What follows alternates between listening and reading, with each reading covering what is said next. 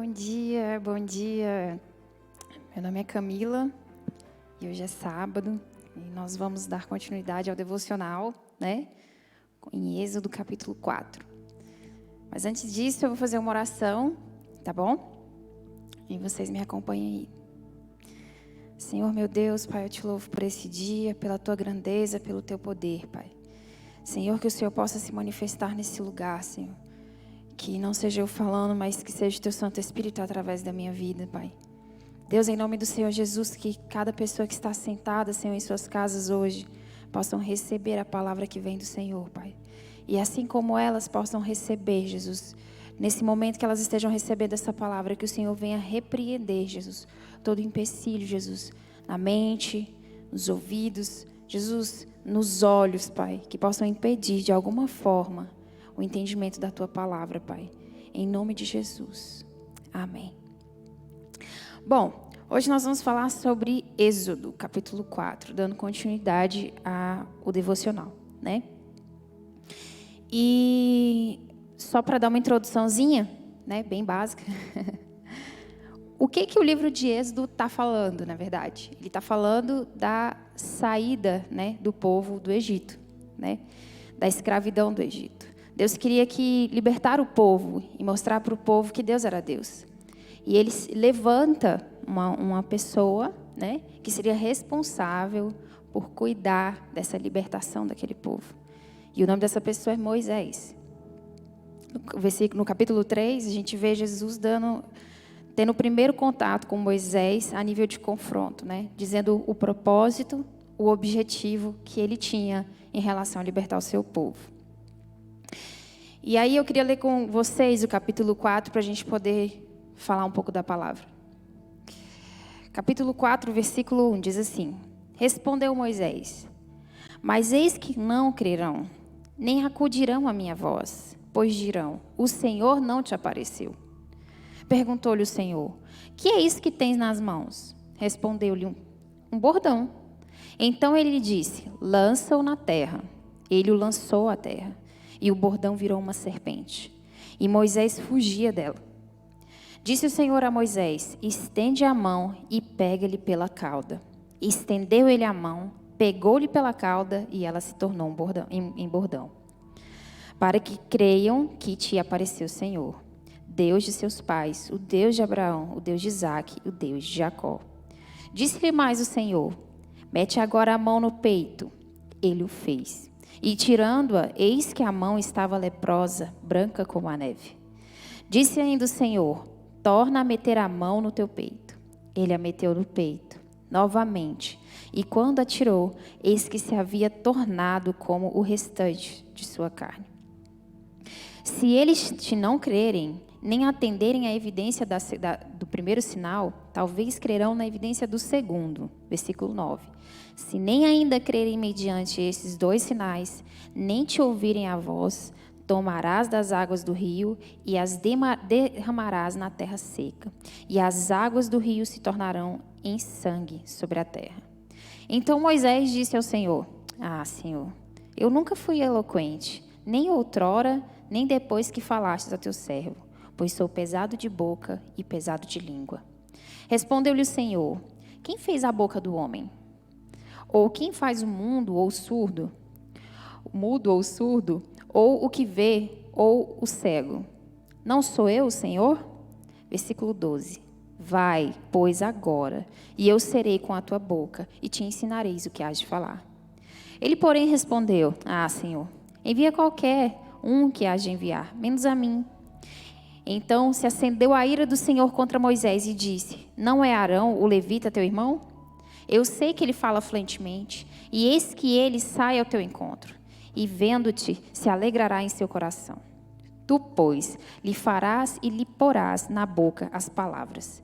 Eu serei com a tua boca e com a dele, e vos ensinarei o que deveis fazer. Ele falará por ti e ao povo. Ele te será por boca, e tu lhe será por Deus. Toma, pois, este bordão na mão, com o qual hás de fazer os sinais. Saindo Moisés, voltou para Jetro, seu sogro, e lhe disse: Deixa-me ir. Volta os meus irmãos que estão do Egito para ver se ainda vivem. Disse-lhe Jetro: Vai-te em paz. Disse também o Senhor a Moisés, em Midian: vai, torna para o Egito, porque são mortos todos os que procuraram tirar-te a vida. Tomou, pois, Moisés a sua mulher e os seus filhos, fê-los montar num jumento e voltou para a terra do Egito. Moisés levava na mão o bordão de Deus. Disse o Senhor a Moisés: quando voltares do Egito, vê que faças diante do faraó todos os milagres que te hei posto na mão. Mas eu lhe endurecerei o coração, para que não deixe o povo ir. Dirás ao faraó: assim diz o Senhor, Israel é meu filho, meu primogênito. Digo-te, pois, deixa ir o meu filho, para que me sirva. Mas se recusares deixá-lo ir, eis que eu matarei teu filho, teu primogênito. Estando Moisés no caminho, numa estalagem, encontrou o Senhor e o quis matar. Então Zípora tomou uma pedra aguda, cortou o prepúcio do seu filho, lançou aos pés de Moisés e disse: sem dúvida, tu és para mim esposo sanguinário.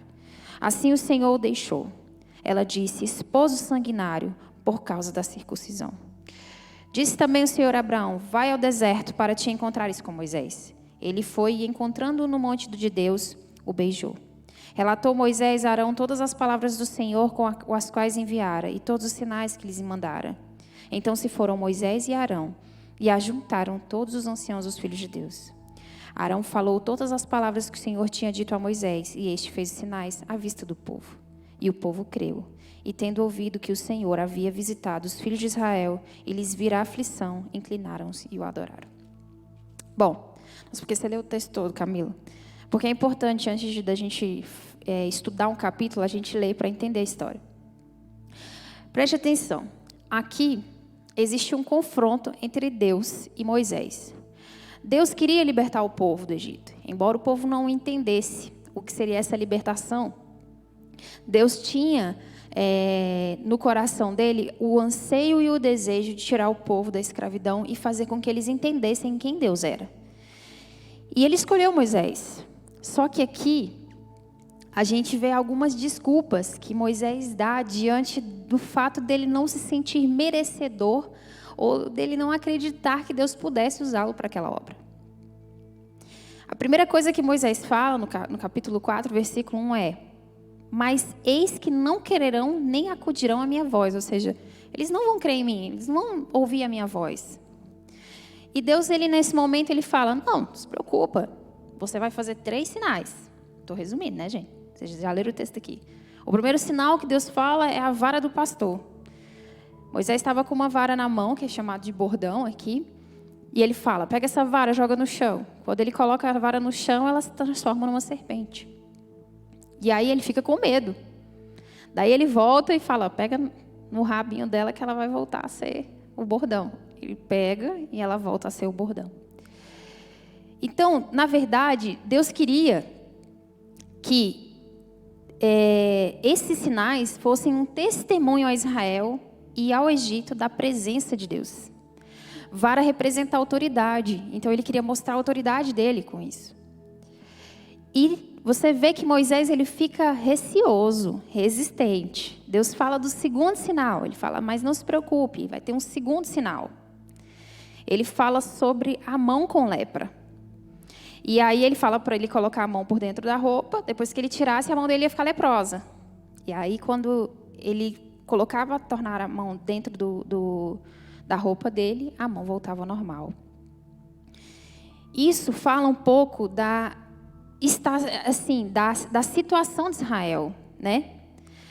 Israel estava sendo aflito no Egito, né?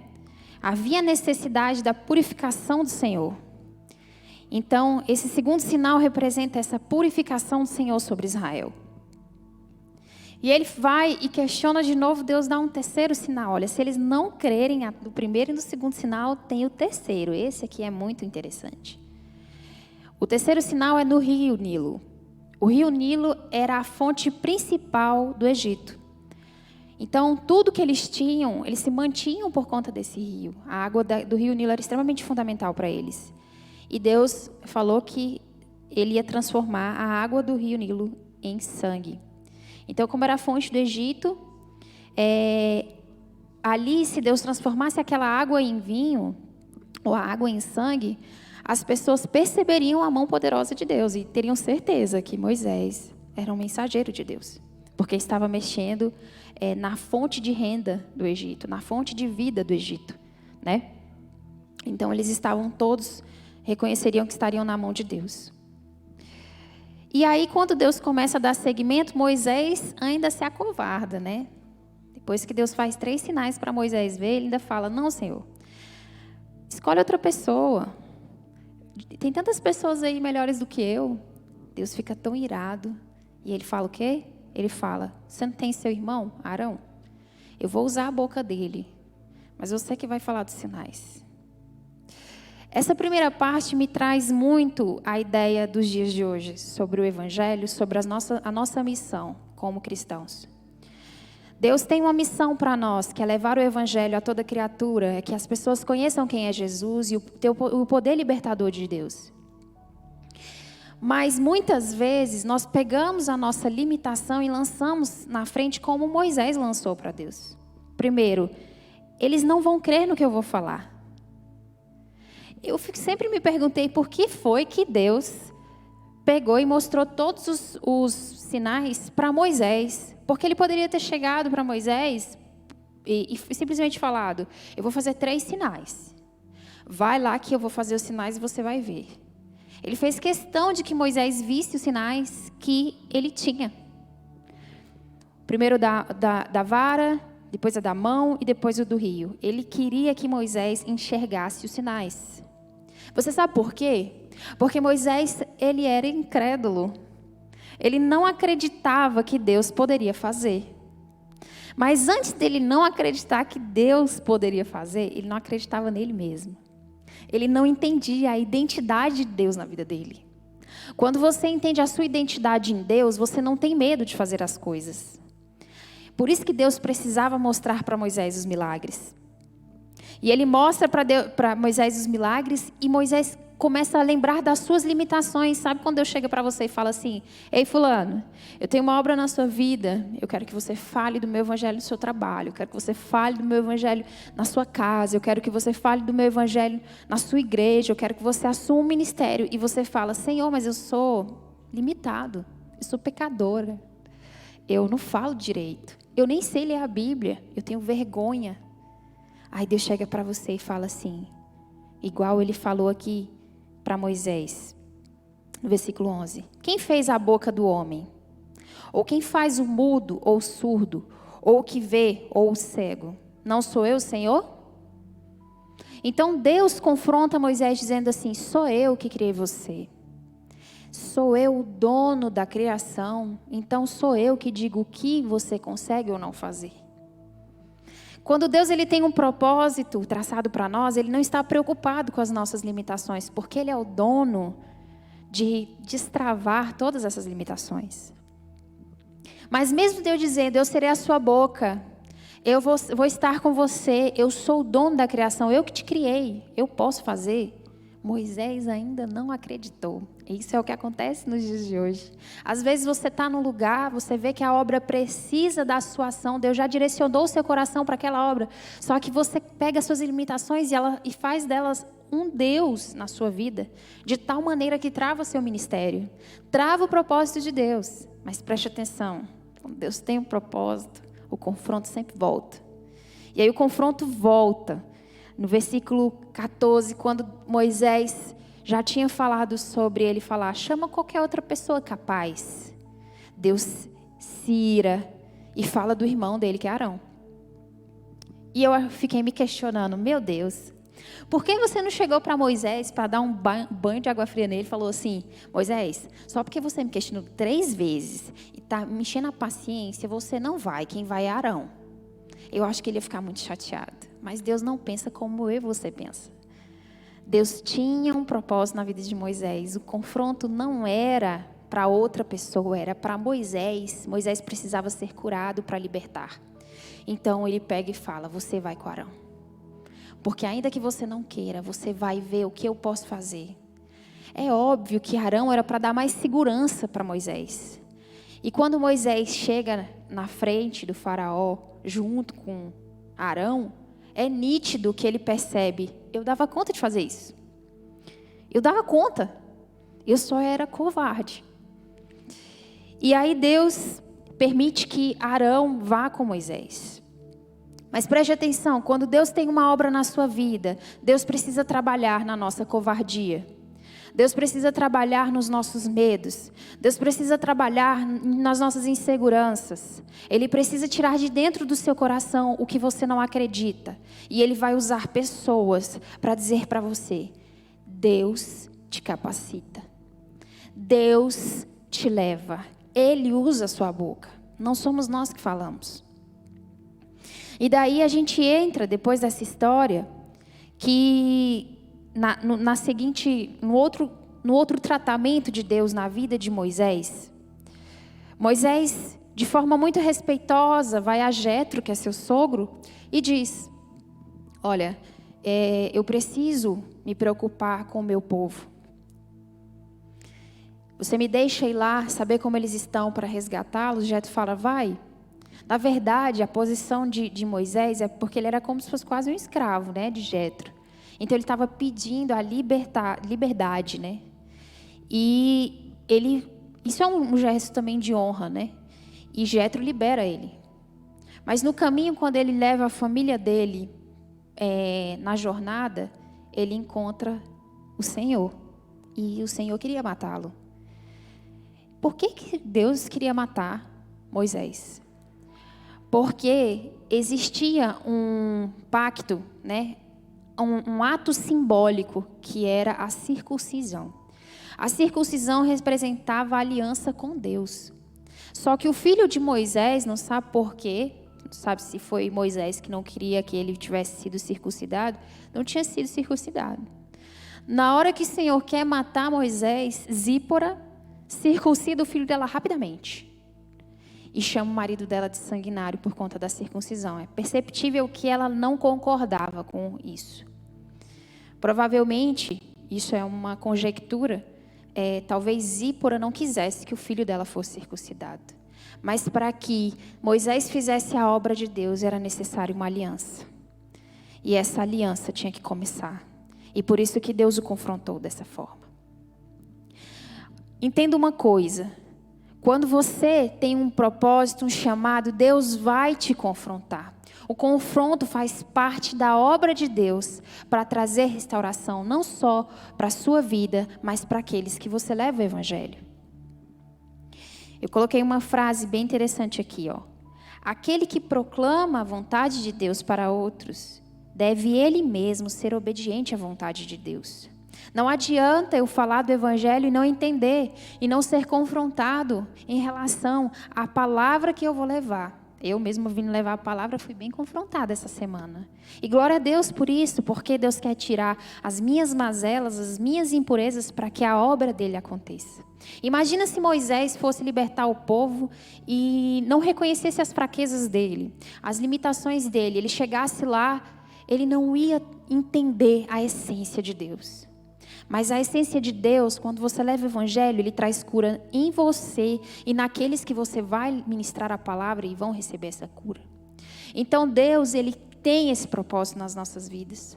Imagino eu na minha cabeça que muitos medos passaram pela cabeça de Moisés. Não só o fato dele ser gago, dele não conseguir falar direito, dele ser uma pessoa simples, mas o fato dele ter matado um egípcio. Imagina na cabeça dele, nossa, eu vou lá, no lugar que eu matei alguém. Gente, matar alguém é uma coisa muito pesada. Muito pesada. Porque eu imagino que a morte da cabeça fique na sua cabeça. Mas Deus Ele tinha uma ideia tão grande do que Ele ia fazer, que Ele não permitiu que aqueles que tinham algo contra Moisés estivessem vivos. Ele matou todo mundo. E o texto fala isso. Ele fala assim, que... No versículo 18, saindo Moisés, voltou para Jetro, seu sogro, e lhe disse, não, essa não. Eu me perdi aqui. Eu coloquei a passagem aqui. Aqui, ó.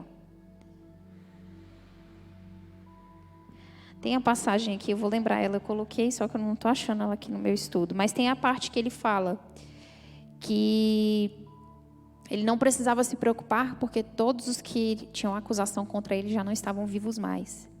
Então Deus, gente, quando Ele tem um propósito, quando Ele tem um objetivo na sua vida, Ele tira tudo aquilo que te impede de seguir esse objetivo. E é muito confrontador. O Evangelho é confrontador. Muito confrontador. Depois que acontece tudo isso, Deus leva Moisés e Arão para cumprir o que Deus tinha falado. E é nítido, você vai perceber com o decorrer da história que Moisés vai sozinho depois. Por quê? Porque Deus tinha despertado nele a identidade dele. Quem ele era. A palavra que eu tenho para dizer hoje para nós é: eu sei que talvez o que te impede de seguir, o que te impede de fazer e cumprir a vontade de Deus são as suas limitações, são os seus medos. A gente tem tantos medos, né? Nossa, mas se as pessoas souberem que eu sou falha. Mas se as pessoas souberem como eu tenho dificuldades de falar. Como eu tenho medo de falar alguma coisa errada. Como eu tenho medo de não agir da forma correta. Mas e o meu passado? Quando você conhece a Jesus e você tem um encontro com Deus, como Moisés teve, Ele te limpa de todo o passado. Ele não se importa com o seu passado. Ele te lava. Mas você precisa fazer como aconteceu com Moisés. Você precisa rever a sua aliança com Deus. Essa parte sempre me intrigou. Porque Deus para a história e dá continuidade à outra. Deus para a história do confronto com Moisés e Ele confronta Moisés de outra forma. Envolve a família dele. Eu preciso que você faça uma aliança comigo. Eu preciso que a sua família faça uma aliança comigo. Eu vou te dar algumas deixas de como você fazer isso. A primeira, se você foi confrontado pelo Espírito Santo de Deus para fazer alguma obra e você colocou as suas limitações na frente, escute o que Deus tem para dizer para você. Ele é a sua boca. Ele é a sua direção. Ele é o seu guia. Ele é o autor da criação. É Ele que diz qual é o seu propósito. É Ele que comanda a sua vida. Então você não precisa ter medo. Deixe as limitações de lado. Não questione a Deus como Moisés questionou. A segunda coisa é: eu sei que existe um passado na vida de todo mundo. Para Moisés era a morte desse egípcio. E para você, qual é o seu passado? Mas embora o seu passado seja algo muito pesado para você carregar, Deus está dizendo para você: eu não me importo mais. No dia que você fizer uma aliança, se entregar nas minhas mãos, sou eu responsável pelo seu passado. Joga na cruz. A palavra do Senhor diz que a gente tem que pegar o nosso fardo e entregar na mão dele, porque Ele vai cuidar disso tudo. Então você precisa entregar. E eu sei que é difícil, esse texto está mostrando o quanto é difícil. Entrega nas mãos de Deus. E uma terceira característica é: mesmo que você se sinta covarde, se disponha. Moisés, ele não se sentia capaz. Ele não acreditava que ele tinha uma identidade de Cristo. Ele não acreditava que as pessoas iriam crer nele. Mas olha que engraçado. Ninguém conhecia Deus. Ali no Egito. Você já parou para pensar que quando alguém traz uma novidade para você, se eu chego para você e falo: nossa, lançaram um carro agora à base de água. Você, o quê? Sim, não é combustível, é água. E é fantástico, ele é muito bom. Todo mundo ia querer comprar o carro, porque é novidade. E a novidade chama atenção. O que chama atenção no mercado hoje? A novidade. Então Deus, para eles, a ação de Deus com aqueles sinais seria uma novidade. Ele tinha que pensar: nossa, esse povo vê isso aqui, até eu me rendi. Não, ele simplesmente começou a colocar todas as mazelas e inseguranças deles, porque ele tinha falhas. Porque ele não entendia que Deus tinha para ele algo além. Então as falhas começaram a falar mais alto. Mas Deus quer dizer para você: eu não me importo. Jogue sobre a cruz todas as suas falhas. Deposite na cruz todas as suas falhas. Que Deus é poderoso para te libertar. E as pessoas, quando elas olharem para você e verem o seu passado, elas vão ver a ação de Deus tão poderosa na sua vida, que elas vão falar: meu Deus, com um passado tão difícil, mas olha o que Deus fez. E elas vão ser motivadas por você a crer no Deus que você serve. Então, gente, isso fala ao meu coração. Qual é o propósito de Deus na sua vida? Qual é o confronto que Deus está te expondo constantemente e você tem fugido? Será que você tem se sentido incapaz? Será que você tem se sentido não merecedor? Preste atenção, existem algumas características que nos tornam não merecedores. Quando nós vivemos um trauma na nossa vida, quando nós vivemos situações na nossa vida, a gente tem algo que nos machuca. Só que o que nos machuca muitas vezes nos vitimiza. Porque nós nos sentimos não merecedores de nada.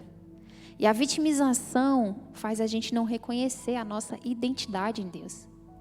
Você precisa reconhecer quem foi que te criou. Quem te criou? Eu não sei o seu nome, mas quem te criou, Letícia? Quem te criou, Lucas? Quem te criou, Fabiano? Quem te criou, Marcelo? Quem te criou, Liz? Quem te criou, Pedro? Quem te criou, Nayara? Quem te criou, Andréia? Não foi Deus? Então, por que você questiona sobre a sua capacidade? Se quem te capacita é Deus. É a mesma coisa de eu pegar uma televisão e falar: a Samsung criou uma televisão. E ela te deu um controle e um manual. E ela disse assim: para essa TV funcionar, ela precisa seguir o manual. O manual do fabricante é a palavra de Deus. Nós somos criação do fabricante, que é Jesus, que é Deus. Então, se você quiser saber como você funciona, como você deve andar, o que você deve fazer, esse é o manual. A pergunta é: quantas vezes você lê o manual que te ensina a viver? Quantas vezes você busca no manual como proceder? Escute o que eu vou te falar. Erro tem que ser uma coisa. As falhas, elas vão existir na nossa vida. Elas vão existir na nossa vida, mas elas não podem ser algo que nos traz frustrações. O erro deve ser uma pulga atrás da orelha. Como assim, Camila? Toda vez que você errar e se sentir muito frustrado, você tem que colocar na sua cabeça: o que foi que eu perdi? Aonde foi que eu não entendi que eu estou cometendo o mesmo erro novamente? O que eu preciso mudar? Então, se você quiser transformar a sua vida, escreva: eu errei, mas coloca lá no papelzinho: eu errei por isso, por aquilo outro. O que eu fiz para não errar? Se você não começou a fazer isso, faça. Trace metas para você não cometer os mesmos erros. E invista cada vez mais. Uma pessoa que tem um propósito, que ela tem um chamado na mão de Deus, ela não se trava por conta do que as pessoas vão pensar, porque as pessoas vão falar e pelos seus erros. Ela pega os erros dela e ela vai à luz da palavra, e na palavra ela encontra a chave para se livrar dos erros, para ela ser curada e transformada. Se você tem se confrontado demais com o seu passado, com os seus erros, você precisa virar essa chave. Você precisa pensar sobre esse erro. Deus não está te confrontando de novo para te constranger e dizer que você não é merecedor. Ele está te confrontando de novo para dizer assim: você precisa sentar e pensar sobre o que você precisa mudar para essa situação mudar. Essa é a visão de um grande empreendedor do reino de Deus. Os empreendedores, eles não visam lucro. Sabe o que eles visam? Eles visam expansão, crescimento. E Deus quer gerar em você um empreendedor do reino de Deus. Assim como Moisés, alguém que expande o reino de Deus. Então eu queria fazer uma oração agora. Para todos que estão aqui ouvindo essa palavra e que de alguma forma se sentiram covardes, de alguma forma pensaram que não eram capazes. E essa noite, esse dia, Deus vai falar ao seu coração. Amém? Senhor meu Deus, Pai, nos colocamos diante da Tua presença, Pai. Eu te louvo pela Tua palavra, Senhor. Eu te louvo por quem Tu és. Deus, eu sei que muitos estão ouvindo essa palavra e estão se sentindo não merecedores, Pai. Pai, eles não se sentem, Jesus, capazes. O pecado, o passado, muitas vezes nos limita a levar a palavra. Mas, Senhor, que nessa manhã o Senhor possa tocar o coração dessas pessoas. Que o Senhor possa trazer cura, que o Senhor possa trazer libertação. Que o Senhor possa, Jesus, de alguma forma, Senhor, constrangê-los, Jesus, a entender o teu propósito. Deus não veio, Jesus, para pessoas que estão capacitadas. Ele veio para pessoas, Jesus, que precisam ser capacitadas nele, que serão transformadas nele, Pai. E é por isso, Senhor, que eu decreto sobre a vida de cada um que está, Jesus, em suas casas agora, Pai. Que o Senhor derrame, Senhor, coragem, Pai, ousadia. Que o Senhor arranque dos corações deles todas as travas, Senhor. Porque é o Senhor que vai com eles, é o Senhor que vai fazer a obra, é o Senhor que vai ministrar, Jesus, a direção, Pai. Que o Senhor possa restaurá-los, Senhor. E que nessa manhã, Senhor, seja um dia diferente, um dia de reflexão, um dia de transformação. Tira todo o medo, Pai. Tira toda a insegurança, Pai. Tira tudo aquilo que possa, de alguma forma, impedir o propósito de Deus na vida deles, Pai. Muito obrigada, Jesus, pela Tua palavra e pela Tua direção. Em nome de Jesus. Amém. Bom, gente, antes de finalizar, eu tenho um recadinho para dar para vocês. Hoje, que é sábado, a gente não vai ter o culto dos jovens, nem o culto de mulheres, tá certo? Então, o nosso próximo encontro vai ser amanhã na EBD, tá? E o culto de celebração à noite, ok? Então, se você ia vir para o culto dos jovens ou para o culto de mulheres, não vai ter esse sábado, tá bom? Só amanhã que a gente vai ter o culto normal, tá certo? Tenham um bom dia, gente. Que Deus abençoe vocês.